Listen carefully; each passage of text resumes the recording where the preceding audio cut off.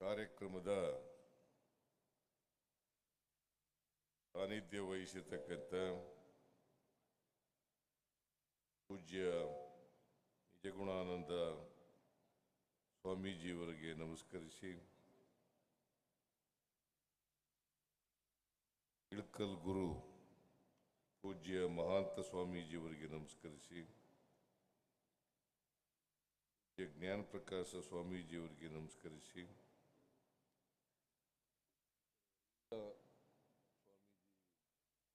ಧರ್ಮಗುರುಗಳಿದ್ದಾರೆ, ಎಲ್ಲ ಧರ್ಮಗಳ ಗುರುಗಳು ನಮ್ಮ ದೇಶದಲ್ಲಿ ಅನೇಕ ಜಾತಿಗಳಿದ್ದಾವೆ, ಅನೇಕ ಧರ್ಮಗಳಿದ್ದಾವೆ. ಆ ಎಲ್ಲ ಧರ್ಮಗುರುಗಳಲ್ಲಿ ನಮಸ್ಕರಿಸಿ,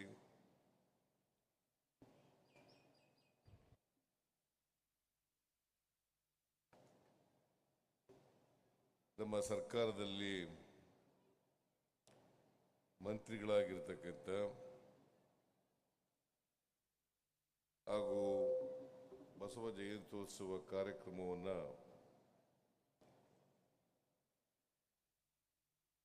ಇಲ್ಲಿ ಏರ್ಪಾಡು ಮಾಡಿರ್ತಕ್ಕಂಥ ಕನ್ನಡ ಮತ್ತು ಸಂಸ್ಕೃತಿ ಸಚಿವರಾದಂಥ ಶಿವರಾಜ್ ತಂಗಡಗಿಯವರೇ,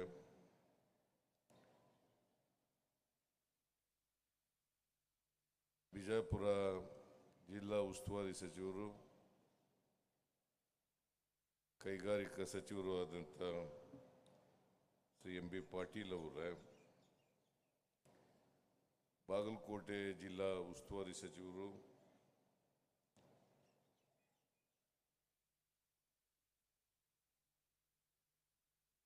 ಸಚಿವರಾದಂಥ ಶ್ರೀ ಆರ್ ಬಿ ತಿಮ್ಮಾಪುರ ಅವರೇ, ಈ ಸಮಾರಂಭದ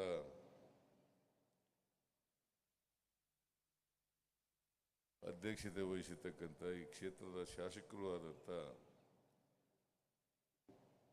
ಕಾಶ್ಯಪ್ಪನವರೇ, ಮಾಜಿ ಸಚಿವರು ಶಾಸಕರು ಆದಂಥ ಶ್ರೀ ಎಚ್ ವೈ ಮೇಟಿಯವರೇ, ಹಟ್ಟಿ ಚಿನ್ನದಗಣಿ ಅಧ್ಯಕ್ಷರು ಶಾಸಕರು ಆದಂಥ ಜೆ ಟಿ ಪಾಟೀಲ್ ಅವರೇ, ಮೈಸೂರು ಸಾಬೂನು ಕಾರ್ಖಾನೆ ಅಧ್ಯಕ್ಷರು ಶಾಸಕರು ಆದಂಥ ಅಪ್ಪಾಜಿ ನಾಡಗೌಡ ಅವರೇ, ಮಾಜಿ ಸಚಿವೆಯಾದಂಥ ಬಿ ಟಿ ಲಲಿತಾ ನಾಯ್ಕ್ ಅವರೇ, ಈ ಕಾರ್ಯಕ್ರಮದಲ್ಲಿ ಭಾಗವಹಿಸಿರ್ತಕ್ಕಂಥ ಎಲ್ಲ ಆಹ್ವಾನಿತ ಗಣ್ಯರೇ, ಇಲ್ಲಿ ಆಗಮಿಸಿರ್ತಕ್ಕಂಥ ಆತ್ಮೀಯ ಶರಣ ಬಂಧುಗಳೇ,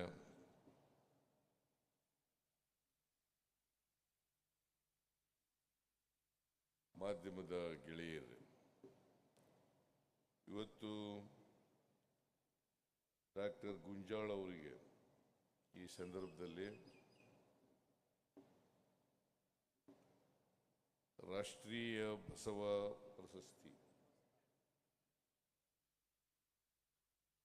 ಪ್ರಶಸ್ತಿಯನ್ನು ನಮ್ಮ ಸರ್ಕಾರ ಅವರಿಗೆ ಕೊಟ್ಟು ಗೌರವಿಸಿದೆ.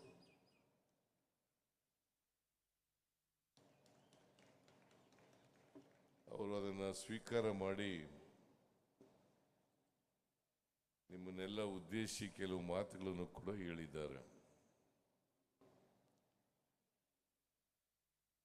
ನಾನು ಅವರಿಗೆ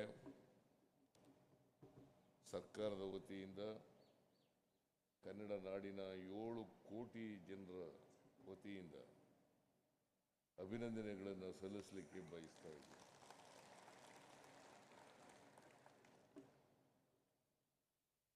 ಅವರು 92 ವರ್ಷ ಅಂತ ಹೇಳಿದ್ರು. 100 ವರ್ಷಕ್ಕೂ ಹೆಚ್ಚು ಕಾಲ ಬದುಕಲಿ ಅಂತೇಳಿ ನಾನು ಹಾರೈಸ್ತೇನೆ.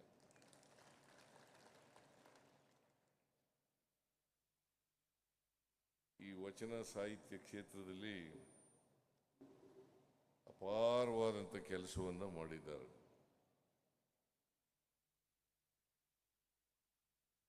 ಅವರಿಂದ ವಚನ ಕ್ಷೇತ್ರ ಸಮೃದ್ಧಿಯಾಗಿದೆ.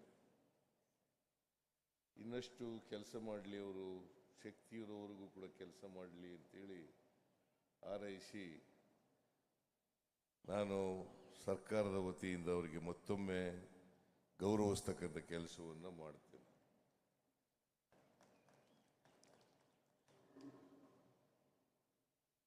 ನಿನ್ನೆಯಿಂದ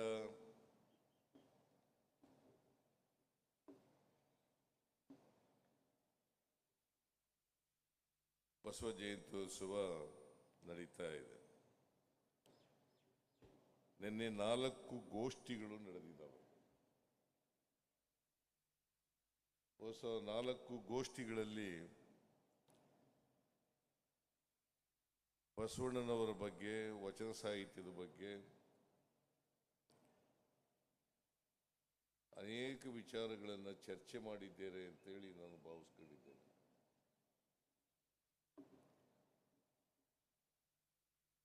ಯಾಕಂದರೆ ಇವತ್ತು ಪ್ರಜಾಪ್ರಭುತ್ವ ವ್ಯವಸ್ಥೆಯಲ್ಲಿ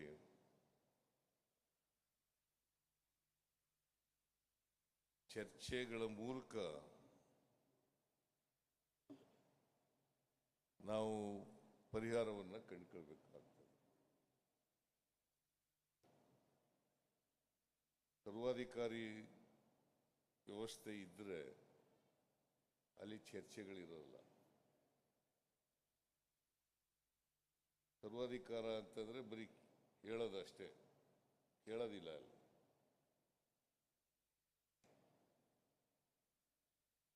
ನಾವು ಏನು ಹೇಳ್ತೀವಿ ಅದನ್ನು ಕೇಳಿ. ನಾವು ಹೇಳ್ದಾಗೆ ನೀವು ಹೇಳ್ದಾಗೆ ಕೇಳೋಗಿಲ್ಲ. ಇದು ಪ್ರಜಾಪ್ರಭುತ್ವ ವ್ಯವಸ್ಥೆ. ಸರ್ವಾಧಿಕಾರದಲ್ಲಿ ಹೇಳೋದಷ್ಟೇ, ಮನ್ ಕಿ ಬಾತ್ ಹೇಳೋದಷ್ಟೇ, ಕೇಳೋದಿಲ್ಲ.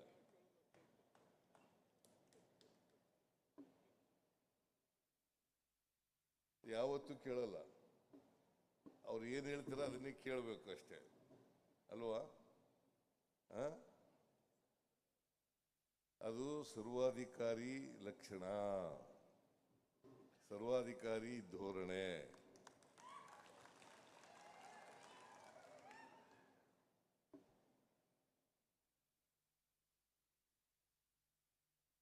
ನಾನು ಈ ಕಾರ್ಯಕ್ರಮವನ್ನು ಉದ್ಘಾಟನೆ ಮಾಡಿದೆ. ನನಗೆ ನಿಜಗುಣಾನಂದ ಸ್ವಾಮೀಜಿಯವರು ಬಂದು ಹೇಳಿದ್ರು, ಇದನ್ನ ಈ ಬಸವಣ್ಣನವರ ವಚನ ಹೇಳೋದ್ರ ಮೂಲಕ ಉದ್ಘಾಟನೆ ಮಾಡಿ ಅಂತ ಹೇಳಿ. ಬಹಳ ಸಂತೋಷ ಆಯಿತು. ಯಾಕೆಂತಂದ್ರೆ ಬಸವಾದಿ ಶರಣರು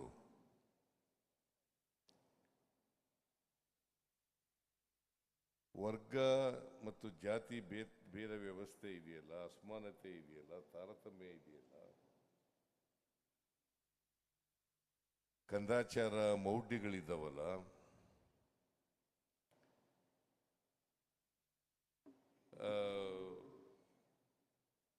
ಇವೆಲ್ಲವುಗಳು ಕೂಡ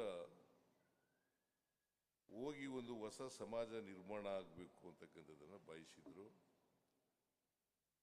ಜಾತಿ ರಹಿತವಾದಂಥ, ವರ್ಗರಹಿತವಾದಂಥ, ಸಮಾನತೆಯಿಂದ ಕೂಡಿರ್ತಕ್ಕಂಥ ಸಮಾಜ ನಿರ್ಮಾಣ ಆಗಬೇಕು ಅಂತಕ್ಕಂಥದ್ದನ್ನು ಬಯಸಿ.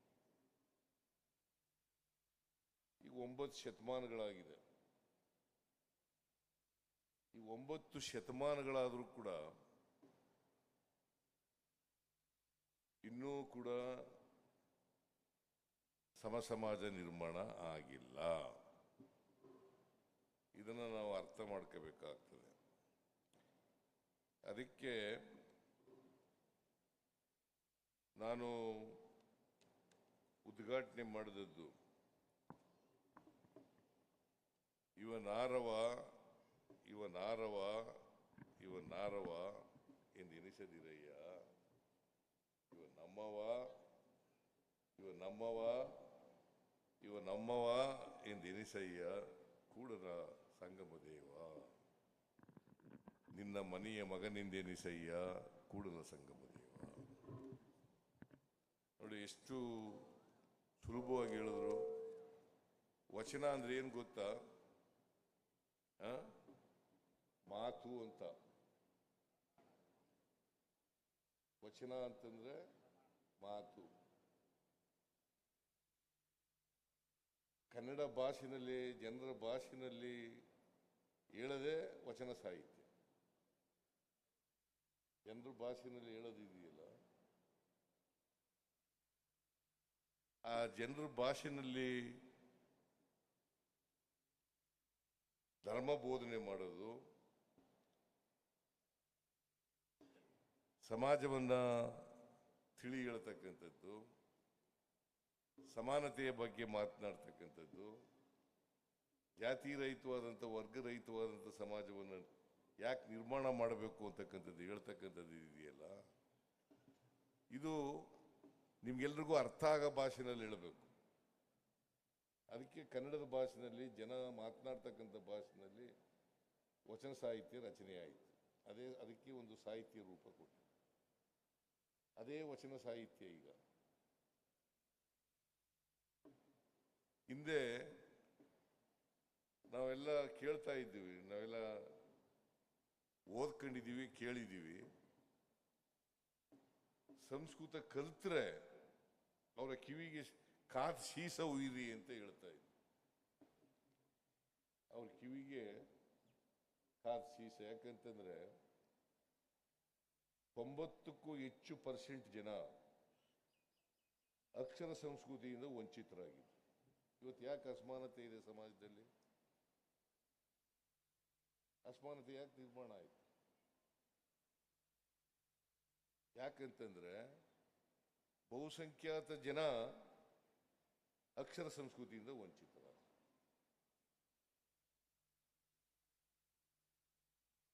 ಆ ಅಕ್ಷರ ಸಂಸ್ಕೃತಿಯಿಂದ ವಂಚಿತರಾದ್ರಿಂದ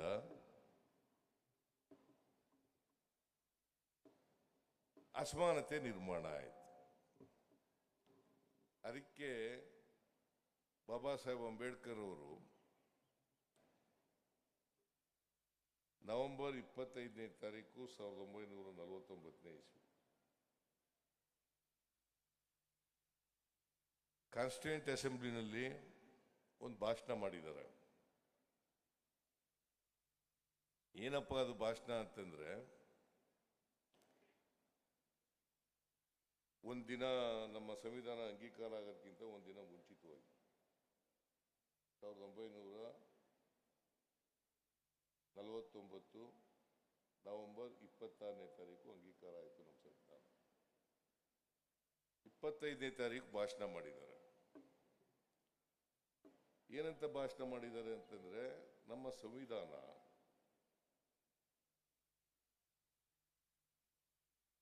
ಸಾವಿರದ 1950ನೇ ಇಸ್ವಿ ಜನವರಿ 26ನೇ ತಾರೀಕು ಜಾರಿ ಆಗ್ತದೆ. ಅವತ್ತಿನಿಂದ ಜಾರಿಗೆ ಬರ್ತದೆ. ಅವತ್ತು ಜಾರಿಗೆ ಬರುವಾಗ ವೈರುಧ್ಯತೆ ಇರ್ತಕ್ಕಂಥ ಸಮಾಜಕ್ಕೆ ಕಾಲಿಡ್ತಾ ಇದ್ದೀವಿ. ನಮಗೆ 1947 ಆಗಸ್ಟ್ 15ನೇ ತಾರೀಕು ರಾಜಕೀಯ ಪ್ರಜಾಪ್ರಭುತ್ವ ಸಿಕ್ಕಿದೆ. ಈ ರಾಜಕೀಯ ಪ್ರಜಾಪ್ರಭುತ್ವ ಸಿಕ್ಕಿರೋದ್ರಿಂದ ಒಬ್ಬ ವ್ಯಕ್ತಿ ಒಂದು ಓಟು ಒಂದು ಮೌಲ್ಯ ಸಿಕ್ಕಿದೆ. ಒಬ್ಬ ವ್ಯಕ್ತಿ ಒಂದು ಓಟು ಒಂದು ಮೌಲ್ಯ ಸಿಕ್ಕಿದೆ. ಅದು ರಾಷ್ಟ್ರಪತಿ ಆದವ್ರಿಗೂ ಒಂದೇ ಓಟು, ಇಲ್ಲಿ ಚಪರಾಸಿ ಆದವ್ರಿಗೂ ಕೂಡ ಒಂದೇ ಓಟು, ಪೌರ ಕಾರ್ಮಿಕರಿಗೂ ಕೂಡ ಒಂದೇ ಓಟು. ಆದರೆ ಆರ್ಥಿಕವಾಗಿ, ಸಾಮಾಜಿಕವಾಗಿ ಅದಿಲ್ಲ.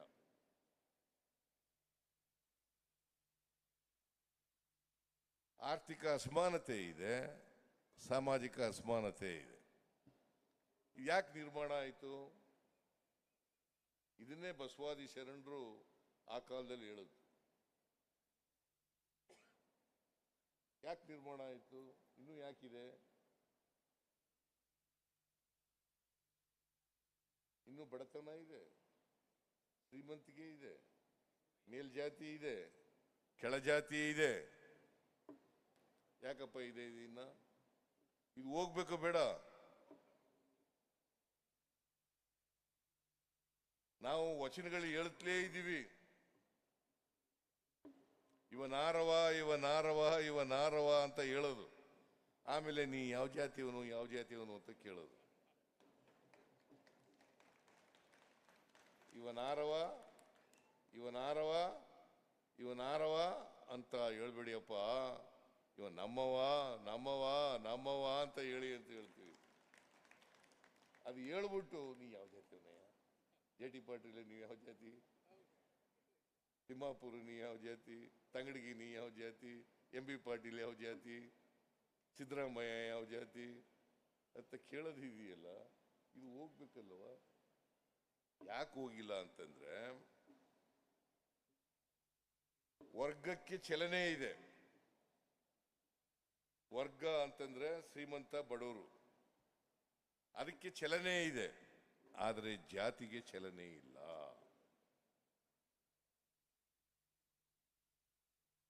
ಯಾವಾಗ ಜಾತಿ ಚಲನೆ ಇರಲ್ಲ, ಜಾತಿ ಹೋಗಲ್ಲ.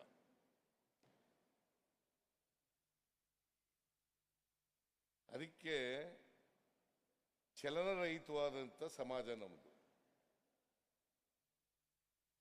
ಯಾವಾಗ ಚಲನೆ ಬರ್ತದಪ್ಪ ಅಂತಂದ್ರೆ, ಪ್ರತಿಯೊಬ್ಬರಿಗೂ ಕೂಡ ಆರ್ಥಿಕವಾಗಿ, ಸಾಮಾಜಿಕವಾಗಿ, ರಾಜಕೀಯವಾಗಿ, ಶೈಕ್ಷಣಿಕವಾಗಿ ಶಕ್ತಿ ಬಂದಾಗ ಮಾತ್ರ ಜಾತಿ ಹೋಗ್ಲಿಕ್ಕೆ ಸಾಧ್ಯ ಆಗ್ತದೆ, ಅಲ್ಲದೆ ಹೋಗಲ್ಲ. ಇದನ್ನು ನಾವು ಅರ್ಥ ಮಾಡ್ಕೋಬೇಕಾಗ್ತದೆ. ಸರಿ, ಈಗ ಬಸವಣ್ಣನ ಯಾಕೆ ನಾವು ಗೌರವಿಸ್ತೀವಿ, ಅವರ ಜಯಂತಿ ಉತ್ಸವವನ್ನು ಯಾಕೆ ಆಚರಣೆ ಮಾಡ್ತೀವಿ ಅಂತಂದ್ರೆ, ನಾವೆಲ್ಲರೂ ಕೂಡ ಮನುಷ್ಯರಾಗಿ ನಡ್ಕೊಳ್ತಕ್ಕಂಥ ಪ್ರಯತ್ನವನ್ನು ಮಾಡಬೇಕು. ಮನುಷ್ಯರಾಗಿ ನಡ್ಕೋಬೇಕು. ಮನುಷ್ಯತ್ವನೇ ಇಲ್ಲದೆ ಹೋದರೆ ನಾವು ಮನುಷ್ಯ ಸಮಾಜವನ್ನು ನಿರ್ಮಾಣ ಮಾಡಲಿಕ್ಕೆ ಸಾಧ್ಯ ಇಲ್ಲ. ಈ ಜಾತಿ ವ್ಯವಸ್ಥೆಗೆ ಚಲನೆ ಕೊಡಲಿಕ್ಕೂ ಕೂಡ ಸಾಧ್ಯ ಆಗಲ್ಲ. ಅದಕ್ಕೆ ಆರ್ಥಿಕ ಸಾಮಾಜಿಕ ಶಕ್ತಿಯನ್ನು ತುಂಬಿದಾಗ ಮಾತ್ರ ಚಲನೆ ಸಿಗಲಿಕ್ಕೆ ಸಾಧ್ಯ. ಈಗ 850 ವರ್ಷಗಳ ಹಿಂದೆ, ಸುಮಾರು ಈಗ 900 ವರ್ಷ ಆಯ್ತಾ ಬಂದಿರ್ಬೋದು, 900 ವರ್ಷ, 9 ಶತಮಾನಗಳು. ಇನ್ನೂ ಜಾತಿ ಹೋಗಿಲ್ವಲ್ಲ? ಇದು ಹೇಳುತ್ತಲೇ ಇದ್ದೀವಿ, ಇವನಾರವ ಇವನಾರವ ಇವ ನಮ್ಮವ ಇವ ನಮ್ಮವ ಅಂತಲೇ ಹೇಳುತ್ತಲೇ ಇದ್ದೀವಿ. ಹೋಗೇ ಇಲ್ವಲ್ಲ? ಇದನ್ನ ಬಹಳ ಜನ ಇದನ್ನ ಹೇಳ್ಕೊಂಡು ಜಾತಿ ಮಾಡ್ತಾ ಇರ್ತಾರೆ. ಆಮೇಲೆ ನಾವೆಲ್ಲ ಏನ್ ತಿಳ್ಕೊಂಡಿದ್ದೋ, ಶಿಕ್ಷಣ ಸಿಕ್ಬಿಟ್ರೆ ಎಲ್ಲರೂ ಜಾತ್ಯತೀತ ಸಮಾಜ ನಿರ್ಮಾಣ ಆಗ್ಬಿಡ್ತದೆ ಅಂತ ಅನ್ಕೊಂಡಿದ್ದು. ಎಂತ ಶಿಕ್ಷಣ ಸಿಗ್ತಾ ಇದೆ ನಮಗೆ? ಇನ್ನು ಈ ಕರ್ಮ ಸಿದ್ಧಾಂತದ ವಿರುದ್ಧ ಬಸವಣ್ಣವರು ಹೋರಾಟ ಮಾಡಿದ್ರು, ಅವರ ಹಿಂಬಾಲಕರೆಲ್ಲ ಹೋರಾಟ ಮಾಡಿದ್ರು, ಶರಣರೆಲ್ಲ ಹೋರಾಟ ಮಾಡಿದ್ರು. ಕರ್ಮ ಸಿದ್ಧಾಂತ ಅಂದ್ರೆ ಏನು? ನೀನ್ ಯಾಕಪ್ಪ ಅಂಗಿ ಇಲ್ಲ, ನಿನಗೆ ಯಾಕೆ ಹೊಟ್ಟೆಗಿಟ್ಟು ಊಟ ಇಲ್ಲ, ನಿನಗೆ ಯಾಕೆ ಬಟ್ಟೆ ಇಲ್ಲ, ನಿನಗೆ ಯಾಕೆ ಸೂರಿಲ್ಲ ಅಂತಂದ್ರೆ, ನನ್ನ ಕರ್ಮ ಸ್ವಾಮಿ, ನನ್ನ ಕರ್ಮ, ಹಿಂದಿನ ಜನ್ಮದಲ್ಲಿ ನಾನು ಏನೇನೋ ಪಾಪದ ಕೆಲಸಗಳೆಲ್ಲ ಮಾಡಿಬಿಟ್ಟಿದ್ದೆ, ಅದಕ್ಕೆ ಈ ಜನ್ಮದಲ್ಲಿ ಹಿಂಗೆ ಹುಟ್ಟುಬಿಟ್ಟಿದ್ದೀನಿ ಅಂತ ಅದನ್ನ ಬಿತ್ತಿ ಗಟ್ಟಿ ಮಾಡಿ ಬೆಳೆಸಿ ನೀರು ಹಾಕಿ ಪಟ್ಟಭದ್ರ ಹಿತಾಸಕ್ತರು ಮಾಡಿಬಿಟ್ಟಿದ್ದಾರೆ. ಅದನ್ನ ಅರ್ಥ ಮಾಡ್ಕೋಬೇಕು ಬೇಡ ನಾವು? ಬರೀ ಬಸವ ಜಯಂತಿಯನ್ನ ಆಚರಣೆ ಮಾಡಿದ್ರೆ ಪ್ರಯೋಜನ ಆಗಲ್ಲ. ಇದು ಅರ್ಥ ಮಾಡ್ಕೋಬೇಕು. ವಿದ್ಯಾವಂತರು ಕೂಡ ಈಗ ಏನಪ್ಪ ನೀನು ಯಾಕೆ ಹಿಂಗೆ ಆಗಿದೆಯಾ ಅಂತಂದ್ರೆ, ನಾನು ಹಣೆ ಬರ ಸ್ವಾಮಿ, ಏನು ಹಣೆಲಿ ಬರೋದನ್ನ ದೇವರು ಹಣೆಯಲ್ಲಿ ಹಿಂಗಾಗುವಂತ ಬರೀತಾನ? MB ಪಾಟೀಲ್ ಮಾತ್ರ ಮಂತ್ರಿ ಆಗು ಅಂತ ಹೇಳಿರ್ತಾರೆ, ಇನ್ನೊಬ್ಬರಿಗೆ ಬೇರೆಯವರಿಗೆಲ್ಲ ಮಂತ್ರಿ ಆಗಬೇಡ ಅಂತ ಬರೆದಿರ್ತಾನೆ. ನನಗೆ ಚೀಫ್ ಮಿನಿಸ್ಟರ್ ಆಗಂತ ಬರೆದ್ಬಿಟ್ಟಿದ್ದಾನ. ನಮ್ಮ ಮನೆಯಲ್ಲ 6 ಜನ ನಾವು ಒಡ ಹುಟ್ಟಿದವರು, 6 ಜನ, 2 ಹೆಣ್ಮಕ್ಳು 4 ಜನ ಗಂಡು ಮಕ್ಕಳು. ಅವರೆಲ್ಲರೂ ವಿದ್ಯಾವಂತರು. ನಾನು ಒಬ್ಬ ಮಾತ್ರ ಲಾ ಓದ್ಕೋ ಚೀಫ್ ಮಿನಿಸ್ಟರ್ ಆಗುವಂತ ಬರೆದ್ಬಿಟ್ಟು ಹಣೆ ಮೇಲೆ ದೇವರು.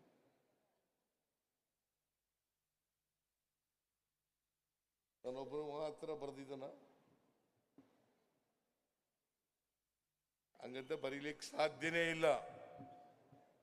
ನೀವು ಬಸವಣ್ಣ ಅರ್ಥ ಮಾಡ್ಕೋಬೇಕು ಅಂತಂದ್ರೆ ಮೊದ್ಲು ಇವನ್ನೆಲ್ಲ ಬಿಡಬೇಕು. ಎಲ್ಲ ವಿದ್ಯಾವಂತರಾಗ್ಬಿಡೋದು, ಡಾಕ್ಟರ್ಗಳಾಗೋದು, ಇಂಜಿನಿಯರ್ಗಳಾಗೋದು, ವಿಜ್ಞಾನಿಗಳಾಗೋದು, ಸಂಶೋಧಕರಾಗೋದು, ಆಮೇಲೆ ಹಣೆ ಬರದಲ್ಲಿ ನಂಬಿಕೆ ಇಟ್ಕೊಂಡು ಏನು ಪ್ರಯೋಜನ ಏನಾಗುತ್ತೆ? ಸಮಾಜದಲ್ಲಿ ಬದಲಾವಣೆ ಹೆಂಗ್ ತರ್ತೀವಿ ನಾವು? ಹೆಂಗ್ರಿ JT ಪಾಟೀಲ್ ತರೋದು? ಇನ್ನು ಹೇಳ್ಕೊಂಡೇ ಕೂತಿರೋದ? ಬದಲಾವಣೆ ಆಗ್ಬೇಕಲ್ಲ. ಅಟ್ಲೀಸ್ಟು ನಾವು ಇವತ್ತು ಶಬ್ದ ಮಾಡೋಣ, ಇಂಥದ್ದೆಲ್ಲ ಬಿಟ್ಬಿಡ್ತೀವಿ ನಾವು ಅಂತ. ದೊಡ್ಡ ಪ್ರತಿಮೆ ಮಾಡೋದು ಆಮೇಲೆ, ಪ್ರತಿಮೆ ಮಾಡೋದ್ರಿಂದ ಮಾಡಬಾರ್ದು ಅಂತ ಹೇಳಲ್ಲ ನಾನು. ಮಾಡೋಣ, ಅದನ್ನು ಮಾಡೋಣ. ಕರ್ಮ ಸಿದ್ಧಾಂತ ಬಿಡಬೇಕಲ್ಲ. ಶಬ್ದ ಮಾಡ್ಬೇಕಲ್ವಲ್ರಿ?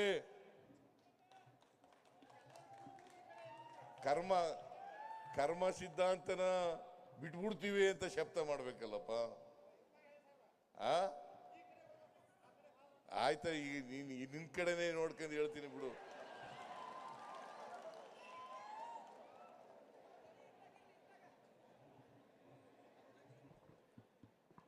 ಕೇಳಿಸ್ತಾ ಇದೆ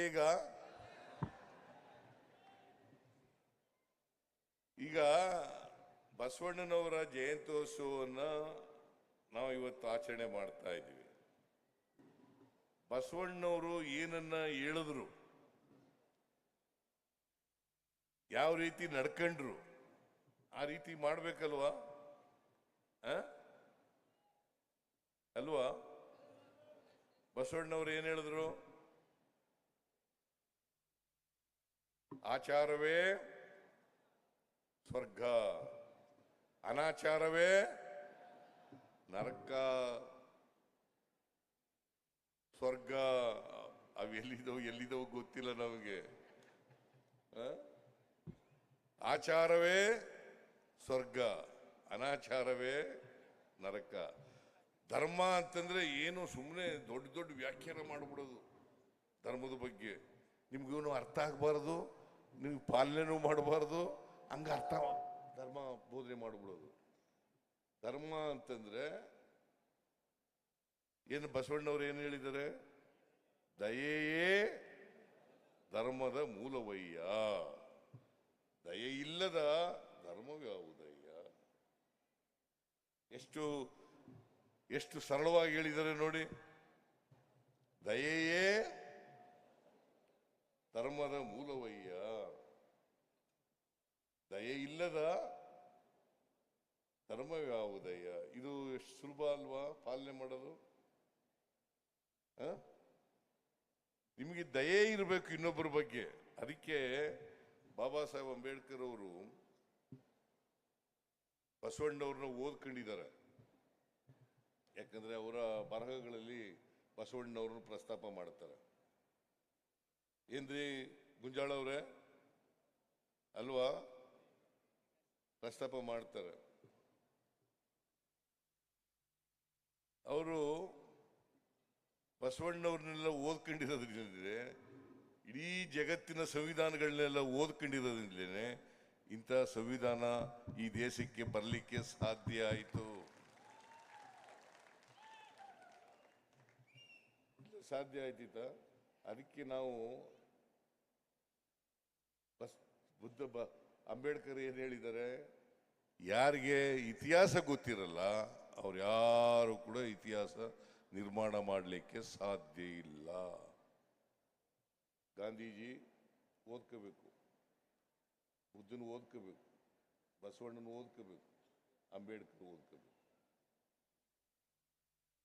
ಇವು ಓದ್ಕೊಳ್ದೆ ಹೋದ್ರೆ, ಇತಿಹಾಸ ತಿಳ್ಕೊಳ್ದೆ ಹೋದ್ರೆ ನಾವು ಇತಿಹಾಸ ನಿರ್ಮಾಣ ಮಾಡಲಿಕ್ಕೆ ಸಾಧ್ಯ ಇಲ್ಲ. ಇದನ್ನ ನಾವು ಸ್ಪಷ್ಟವಾಗಿ ತಿಳ್ಕೋಬೇಕಾಗ್ತದೆ, ಅರ್ಥ ಮಾಡ್ಕೋಬೇಕಾಗ್ತದೆ. ಬಸವಣ್ಣ, ಬುದ್ಧ, ಅಂಬೇಡ್ಕರ್ ಇವರು ಯಾಕೆ ವಿಷನರಿಗಳಾದರು ಅಂತಂದ್ರೆ, ಇನ್ನು 10 ವರ್ಷಕ್ಕೆ, 20 ವರ್ಷಕ್ಕೆ, 100 ವರ್ಷಕ್ಕೆ, 1000 ವರ್ಷಕ್ಕೆ ಏನಾಗ್ಬೋದು ಅಂತಕ್ಕಂಥದನ್ನ ಊಹಿಸಿ ಅರ್ಥ ಮಾಡ್ಕೊಂಡಿದ್ರು. ಅದಕ್ಕೋಸ್ಕರ ವಿಷನರಿಗಳು ಅಂತ ಕರೀತೀವಿ. ಬಸವಣ್ಣ, ಅಂಬೇಡ್ಕರ್ ಏನ್ ಹೇಳಿದ್ರು, ಈ ಸಂವಿಧಾನ ಇದೆಯಲ್ಲ, ನಮ್ಮ ದೇಶದ ಸಂವಿಧಾನ ಇದೆಯಲ್ಲ, ಅದು ನಾನು ಎಲ್ಲ ದೇಶಗಳ ಸಂವಿಧಾನದಲ್ಲೆಲ್ಲ ಅಧ್ಯಯನ ಮಾಡಿ ಯಾವುದು ಒಳ್ಳೇದಿದೆ ಅದು ತೆಗೆದು ಇದರಲ್ಲಿ ಸೇರಿಸಿ ನಮ್ಮ ಇತಿಹಾಸ ಇದೆಯಲ್ಲ ಅದನ್ನೆಲ್ಲ ಸೇರಿಸಿ ನಾನು ಸಂವಿಧಾನ ರಚನೆ ಮಾಡಿದ್ದೀನಿ ಅಲ್ವಾ. ಈ ಸಂವಿಧಾನದ ಬಗ್ಗೆ ನೀವು ತಿಳ್ಕೊಳ್ಳದೆ ಹೋದ್ರೆ, ಅರ್ಥ ಮಾಡ್ಕೊಳ್ಳದೆ ಹೋದ್ರೆ, ನೀವು ಯಾರು ಕೂಡ ಸಮಾಜದಲ್ಲಿ ನಿಮ್ಮ ಸಮಾಜಕ್ಕೆ ಒಳ್ಳೆ ಕೊಡುಗೆ ಕೊಡಲಿಕ್ಕೆ ಸಾಧ್ಯ ಇಲ್ಲ. ಕೊಡಕ್ಕಾಗ್ತದ? ಅದಕ್ಕೆ ತಿಳ್ಕೋಬೇಕು. ಅದಕ್ಕೆ ಸಂವಿಧಾನ ಇದೆಯಲ್ಲ, ಸಂವಿಧಾನಕ್ಕೆ ಯಾರಿಗೆ ಅದರ ಆಶಯಗಳು, ಧ್ಯೇಯೋದ್ದೇಶಗಳು ಗೊತ್ತಿದ್ದಾವೆ ಅವ್ರ ಕೈನಲ್ಲಿ ಸಂವಿಧಾನ ಇರಬೇಕು. ಅದಕ್ಕೆ ವಿರುದ್ಧವಾಗಿರೋರ ಕೈನಲ್ಲಿ ಇದ್ರೆ ಏನಾಗುತ್ತೆ ಸಂವಿಧಾನ? ಇದನ್ನ ಅರ್ಥ ಮಾಡ್ಕೋಬೇಕಾಗುತ್ತೆ. ಅದಕ್ಕೆ ಸಂವಿಧಾನಕ್ಕೆ, ಧ್ಯೇಯೋದ್ದೇಶಗಳಿಗೆ, ಆಶಯಗಳಿಗೆ ವಿರುದ್ಧವಾಗಿರ್ತಕ್ಕಂಥವ್ರ ಕೈನಲ್ಲಿ ಸಂವಿಧಾನ ಇದ್ರೆ ಹೆಂಗಾಗ್ತದೆ?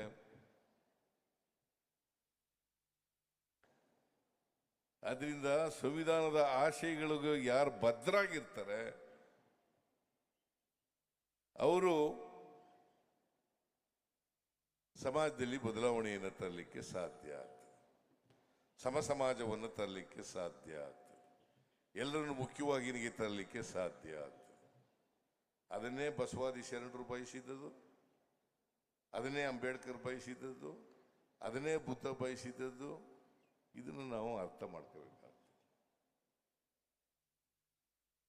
ನಾವು ಈಗ ಅಲ್ಲಿ ಎಲ್ಲರೂ ಇದ್ದಾರೆ, ಅಕ್ಕಮಹಾದೇವಿ ಇದ್ದಾರೆ, ಬುದ್ಧ ಇದ್ದಾನೆ, ಬಸವಣ್ಣ ಇದ್ದಾನೆ, ಅಂಬೇಡ್ಕರ್ ಇದ್ದಾರೆ, ಆಮೇಲೆ ನಾರಾಯಣ್ ಗುರು ಇದ್ದಾರೆ,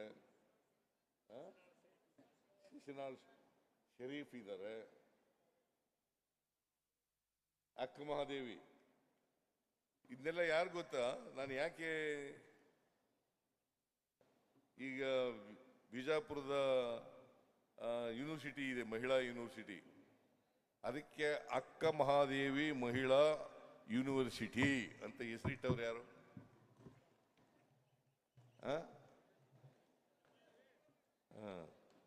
ಶಿವಮೊಗ್ಗದಲ್ಲಿ ಒಂದು ಜಾಗ ಇದೆ, ಜೈಲ್ ಜಾಗ, ಅದಕ್ಕೆ ಅಲ್ಲಮ ಪ್ರಭು ಅಂತ ಹೆಸರಿಟ್ಟವ್ರು ಯಾರು? ಬಸವಣ್ಣನವರ ಎಲ್ಲ ಸರ್ಕಾರಿ ಕಚೇರಿಗಳಲ್ಲಿ ಬಸವಣ್ಣನವರ ಫೋಟೋ ಇಡಬೇಕು ಅಂತೇಳಿ ತೀರ್ಮಾನ ಮಾಡಿದವ್ರು ಯಾರು?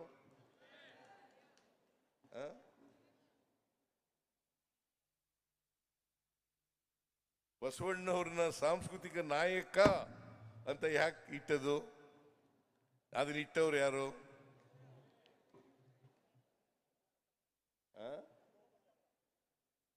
ಈ ಅನುಭವ ಮಂಟಪ ಇದೆಯಲ್ಲ, ಅನುಭವ ಮಂಟಪ, ಅನುಭಾವವನ್ನು ವ್ಯಕ್ತ ಮಾಡ್ತಾ ಇದ್ದಂತ ಮಂಟಪ ಅದು. ಈ ಅನುಭವ ಮಂಟಪ ಇದನ್ನ ಯಾರವರು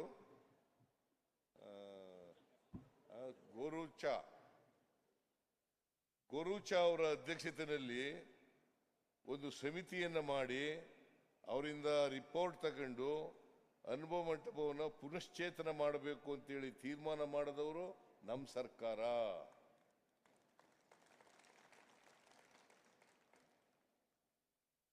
ಬೇರೆಯವ್ರು ಯಾಕೆ ಮಾಡಿರ್ಲಿಲ್ಲ? ಆಮೇಲೆ ಬೇರೆಯವರು ಬಂದರು, ಅದನ್ನು ಮುಂದುವರಿಸ್ತಕ್ಕಂಥ ಕೆಲಸ ಆಯಿತು. ಈಗ ನಿಜಗುಣಾನಂದ ಸ್ವಾಮೀಜಿ ಹೇಳಿದ್ದಾರೆ,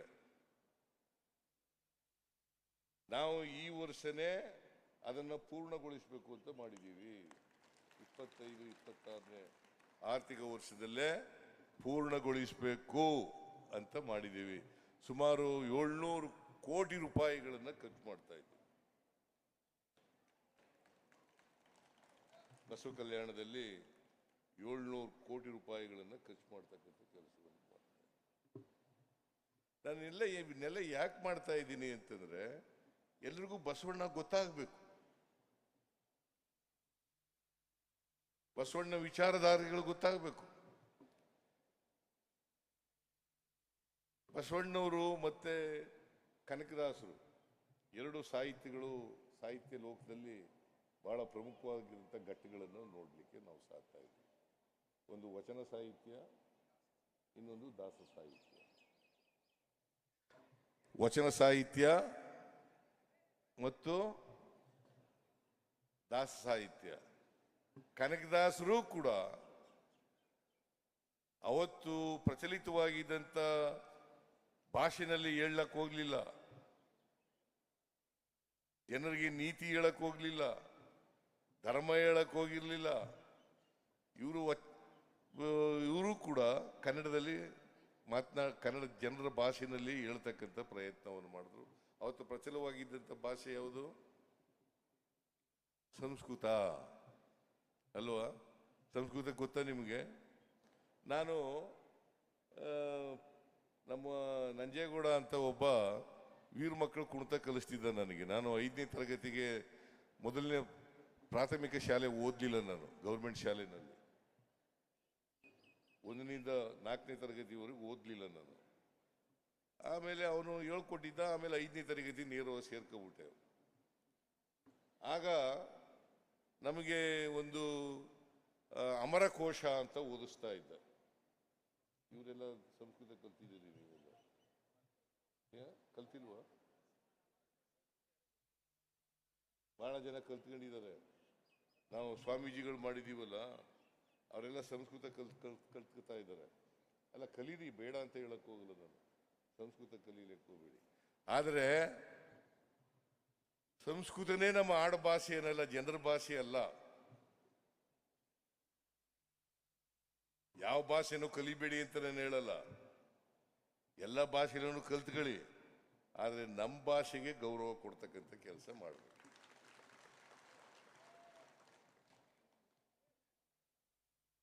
ಯಾವ ಭಾಷೆನಾದ್ರು ಕಲೀರಿ, ಆದರೆ ಕನ್ನಡ ಅಲ್ಲ ನನ್ನ ಮಾತೃಭಾಷೆ. ಅದಕ್ಕೆ ಭಾಷಾವಾರು ಪ್ರಾಂತ್ಯಗಳು ವಿಂಗಡಣೆ ಆದವು. ಎಲ್ಲರೂ ಕೂಡ ಒಂದು ಆಡಳಿತದ ಛತ್ರಿ ಕೆಳಗಡೆ ಬರಬೇಕು ಅಂತೇಳಿ ಭಾಷಾವಾರು ಪ್ರಾಂತ್ಯಗಳಾದವು. ಭಾಷಾವಾರು ಪ್ರಾಂತ್ಯಗಳಾದ್ಮೇಲೆ ನಮ್ದು 1956 ನವೆಂಬರ್ 1ಕ್ಕೆ ಭಾಷಾವಾರು ಪ್ರಾಂತ್ಯ ಆಯಿತು. 73ರವರೆಗೂ ಅದೇ ಇತ್ತು, ಮೈಸೂರು ರಾಜ್ಯನೇ ಅಂತ ಇತ್ತು. ಆಮೇಲೆ ಕರ್ನಾಟಕ ಅಂತ ಆದದ್ದು ಕರ್ನಾಟಕದಲ್ಲಿ. ಆದರೆ ನಮ್ಮ ಮಾತೃಭಾಷೆ, ನೆಲದ ಭಾಷೆ ಇದೆಯಲ್ಲ, ನಮ್ಮ ತಾಯಿ ಭಾಷೆ ಇದೆಯಲ್ಲ, ಅದು ಸಾರ್ವಭೌಮ ಭಾಷೆ ಆಗಿರಬೇಕು. ಅದಕ್ಕೋಸ್ಕರ ಜನರ ಭಾಷೆನಲ್ಲಿ ಈ ಬಸವಾದಿ ಶರಣರು ಜನರಿಗೆ ಧರ್ಮವನ್ನು ತಿಳಿಸ್ತಕ್ಕಂಥ ಪ್ರಯತ್ನವನ್ನು ಮಾಡಿದ್ರು.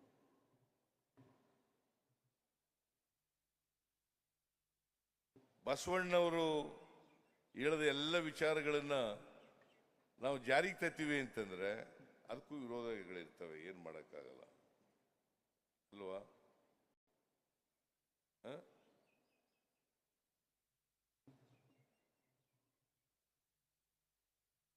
ಇವತ್ತು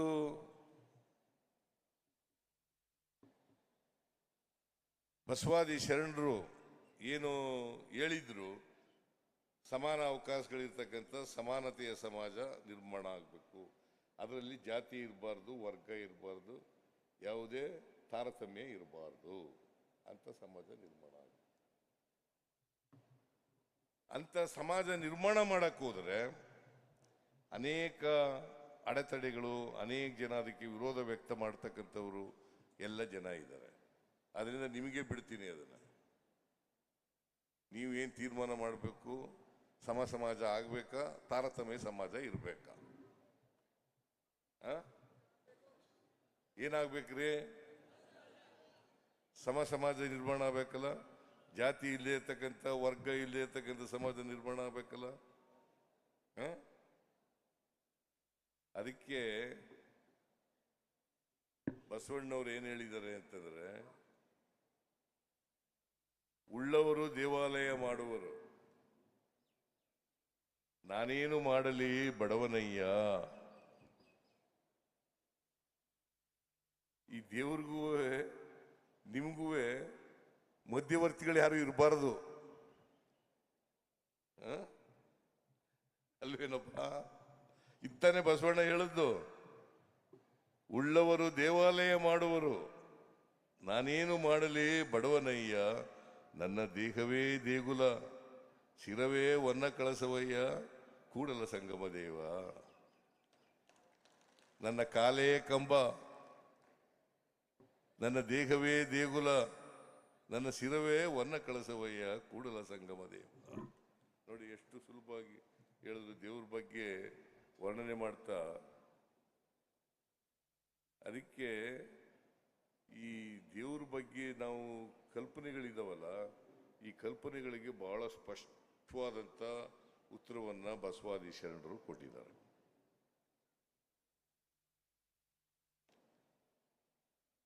ಕನಿಷ್ಠ ಪಕ್ಷ ನಿಮ್ಗೆ ಇಷ್ಟಲಿಂಗ ಪೂಜೆ ಮಾಡ್ತಿರಲ್ಲ, ಆ ಇಷ್ಟಲಿಂಗ ಪೂಜೆ ಮಾಡಬೇಕಾದ್ರೆ ಈ ಮಧ್ಯವರ್ತಿಗಳು ಇರಬಾರ್ದು ಅಂತೇಳಿ ಅವರು ಬಸವಾದಿ ಶರಣರು ನಮಗೆ ಹೇಳಿರ್ತಕ್ಕಂಥದ್ದನ್ನ ಬಹಳ ಸ್ಪಷ್ಟವಾಗಿ ತಿಳ್ಕೋಬೇಕಾಗ್ತದೆ. ಬಸವಣ್ಣವರು ಬಹಳ ವಿಚಾರಗಳು ಹೇಳಿದ್ದಾರೆ. ಅನುಭವ ಮಂಟಪದಲ್ಲಿ ಈ ಇವತ್ತು ಚರ್ಚೆ ಇದೆಯಲ್ಲ, ಅದನ್ನು ಅಭಿವೃದ್ಧಿ, ಬೆಳಗಾಂನಲ್ಲಿ ಅಭಿವೃದ್ಧಿ ಪಡಿಸ್ಬೇಕು ಅಂತ ಹೇಳಿದ್ದಾರೆ, ಅದನ್ನು ಮಾಡಿಸೋಣ.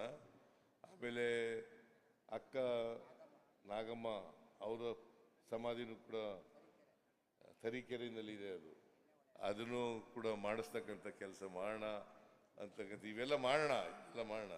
ನೀವು ಸ್ವಲ್ಪ ಬದಲಾವಣೆ ಆಗಿ ಅಷ್ಟೇ. ಇವ ನಾರವ ಇವ ನಾರವ ಇವ ನಾರವ ಎಂದು ಎನಿಸದಿರಯ್ಯ, ಇವ ನಮ್ಮವ ಇವ ನಮ್ಮವ ಇವ ನಮ್ಮವ ಅಂತ ಬದಲಾವಣೆ ಆಗಿ ಅಷ್ಟೇ. ಎಲ್ಲರೂ ನಮ್ಮವರು ಅಂತನ್ನಿ, ಇವನು ಯಾರು ಅಂತ ಹೇಳಕ್ ಹೋಗ್ಬೇಡಿ, ಇವ್ ನಮ್ಮವ ಅಂತ ಹೇಳಿ ಅಷ್ಟೇ. ಇಷ್ಟು ಮಾಡಿದ್ರೆ ನಾವು ಬಹಳ ದೊಡ್ಡ ಕೊಡುಗೆ ಕೊಟ್ಟಾಗುತ್ತೆ ಸಮಾಜಕ್ಕೆ, ಮನುಷ್ಯತ್ವಕ್ಕೆ ಅಂತ ಹೇಳ್ತಾ ಇವತ್ತು ಈ ಕಾರ್ಯಕ್ರಮದಲ್ಲಿ ಅತ್ಯಂತ ಸಂತೋಷದಿಂದ ಭಾಗಿಯಾಗಿದ್ದೇನೆ. ಈ ನಾಡಿನ ಎಲ್ಲ ಜನರಿಗೆ, ನಿಮಗೆ ಬಸವಣ್ಣನವರ ಜಯಂತ್ಯೋತ್ಸವದ ಶುಭಾಶಯಗಳನ್ನು ಕೋರಿ ನನ್ನ ಮಾತುಗಳನ್ನು ಮುಗಿಸ್ತೇನೆ. ಜೈ ಹಿಂದ್, ಜೈ ಕರ್ನಾಟಕ. ಬಂಧುಗಳೇ, ಜೈ ಬಾಪು, ಜೈ ಭೀಮ್, ಜೈ ಬಸವ.